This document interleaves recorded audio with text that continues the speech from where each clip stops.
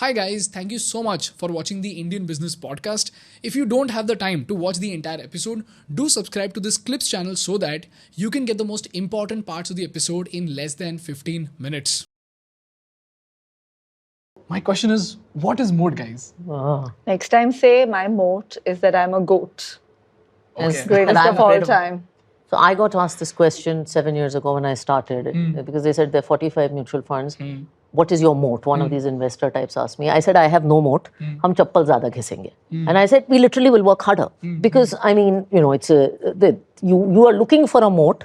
We will just execute better, which means we'll care about customers more. We'll answer queries better. We'll travel more. We'll be more engaged. So moat is supposed to be the reason that moat was that wall that was created around a castle so that if there was an attack, it was your defense. So it's really what is your right to win and what will keep you alive in the long run.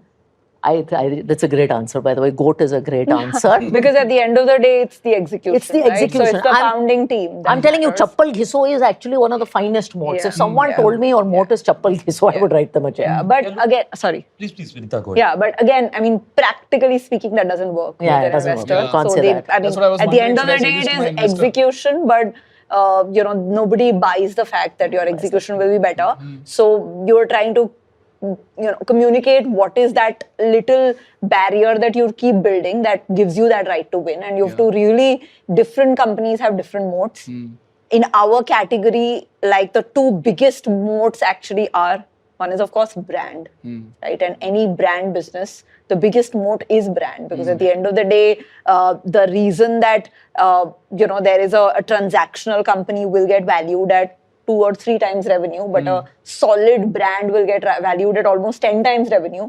The difference between the two is the power of the brand. Like the essential saying goes, if you buy a lace and then you some leather and then you put it all together, the cost of making that is probably $200, but then you put a swoosh on it, it becomes like $8,000, right? So that is the power of a brand. And at the end of the day, the biggest moat in consumer business is brand. In our now the emerging moats, for instance, the things that you are doing, community, right? At the end of the day, if you've taken like 7 years as an early adopter to build a solid community of people who are really engaged with you, really passionate about you, no matter how much the Google and Meta algorithms change, you will still have like a set of people who have a connection, who believe in you, who wake up in the morning and listen to you, right? And that's what we are trying to do in beauty as a category, where Sugar is saying that, okay, can Indian women rely on Sugar as the go-to brand for them to think about how, beauty brings them confidence, right? So at the end of the day, if we teach for, and like these millions of women who follow us, and they every day rely on us, when they make that decision that I'm going to make a purchase, because India is still at a low penetration in this category, the first brand that they will go to is a Sugar, because of that community, right? So it could be community, it could be your manufacturing, like in pharma businesses, Namita is, from a Distribution can be a moat. Distribution can be a Like in moat. our business, distribution. If you build a really good distribution network, that can be a... Yeah. So, but I think the most important thing is to figure out that you as a founder and, what is your right to win and what are you good at? And then within that, can you like very quickly compound something which cannot be bought, which cannot be really, imitated or copied within like a short period of time. And then I think that's third. Yeah, look, I think my view is that I'll probably try and add some additional context to this. Is that I think moat is ever evolving.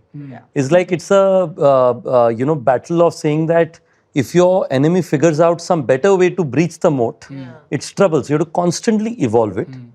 I will try and share that. Look, I think from my experience, I believe that India is a supply-starved market more than a demand-starved market.